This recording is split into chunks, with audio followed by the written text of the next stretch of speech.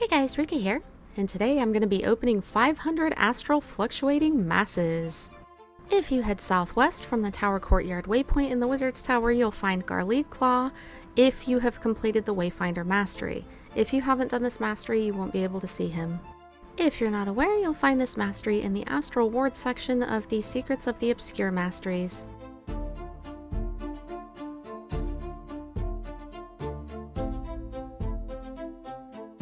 What in the heck is an Astral Fluctuating Mass?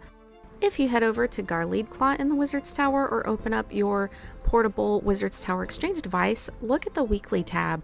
You're going to notice that there are 42 of these available each week, and you can trade them for a bunch of different kinds of materials like writs in End of Dragons, or even things like Imperial Fragments and Bloodstone Dust.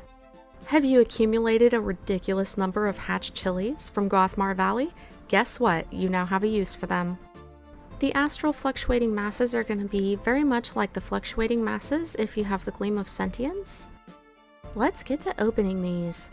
And if you decide to save up 500 of these and open them up in your bags like I did, make sure that you break up those stacks or have more bag space. Each one of these will give you 3 items. Either a piece of unidentified gear or an exotic item, 1 piece of junk, and a random item, which can be any number of things like crafting materials. There is a link in the description for the drop rate research if you're interested in that. I didn't actually know that there was an achievement with a title for opening 250 of these, but hey, Gape into the abyss. So due to bag constraints and the amount of different kinds of items that you can get from these, I unfortunately can't hold on to all of the materials in my bags, but I did get quite a few of the crafting materials, and if you're interested in making gold, it is definitely worth getting these for things like the Imperial Fragments if you do a lot of chest runs. Now I'm just going to clear up some space and start breaking down all of this stuff. There's some goodies in here for sure. Looks like I got 1 amalgamated gemstone, 1 mystic coin, and a couple of exotic items. If you're interested in a gold breakdown of everything that you get from this, I am actually saving some more of these to do a video on that specifically, but if I find any videos, I'll put the links down below. Let's have a look at these exotics first. I got Dragon Shot and Serpent Stone. They are unfortunately not part of the Exotic Hunter collection, but still skins. And now we can unlock some dies.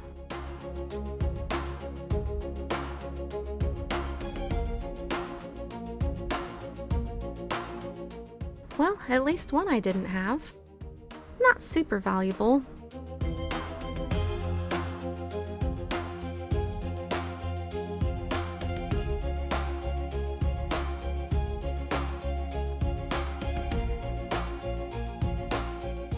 I'll just give you a little preview of these. One of those things that I didn't know about Guild Wars 2 and I never saw anyone mention is that you can do multiple die previews at once. I was playing for 3 years before I found that out? I'm just showing you random dies right now, but this color combination isn't too bad. Aside from the scarlet, it doesn't really fit with all of these.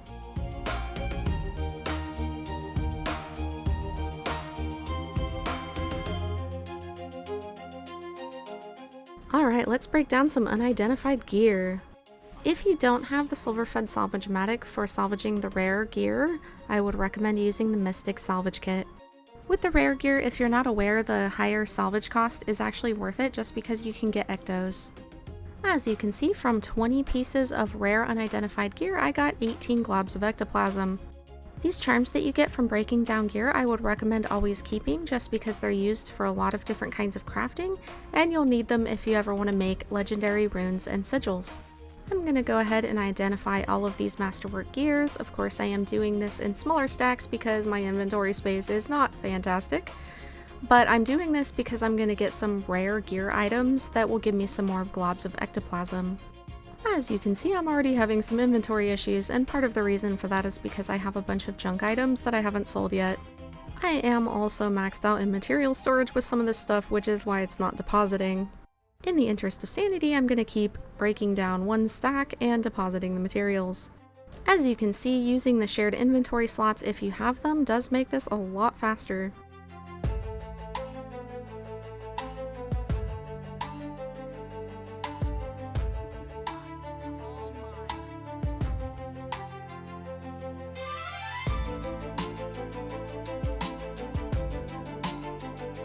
Ooh, I got a Charm of Skill. That's a nice one. Let's say you decided you wanted to make a legendary rune, you would need 50 of these. The rest of these charms seem to be more reasonably priced, but you do need a lot of them. And of course, I am not maxed out in luck yet, so I'm just consuming the luck instead of converting it to exotics. Now to break the rest of these down.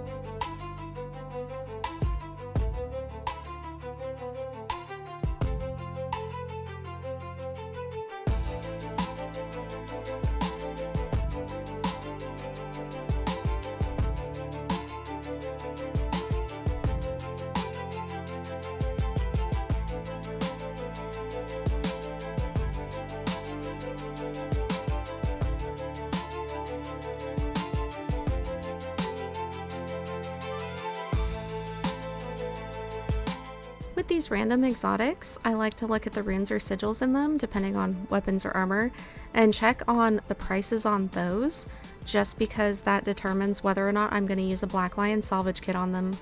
Although when I need globs of dark matter, I do just salvage all of my exotics for that chance of those and ectos, of course.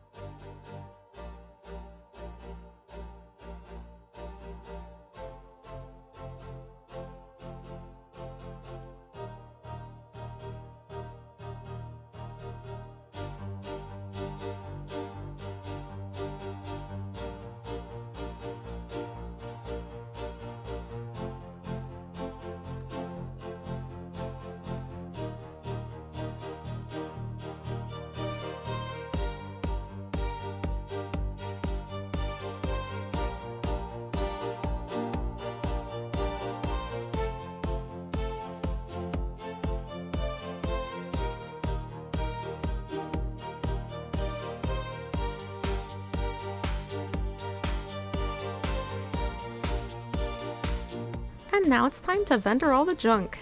I bet you didn't think I had this much, did you? I was keeping it hidden for a reason. I think of this stuff when opening the Fluctuating Masses and now the Astral Fluctuating Masses as a refund for all of my salvaging. The sell junk button on vendors is, in my opinion, one of the best quality of life details that Guild Wars 2 has to offer. Oh, that's so satisfying. Are the Astral Fluctuating Masses worth it? If you have extra materials, absolutely. Thank you for watching and good luck!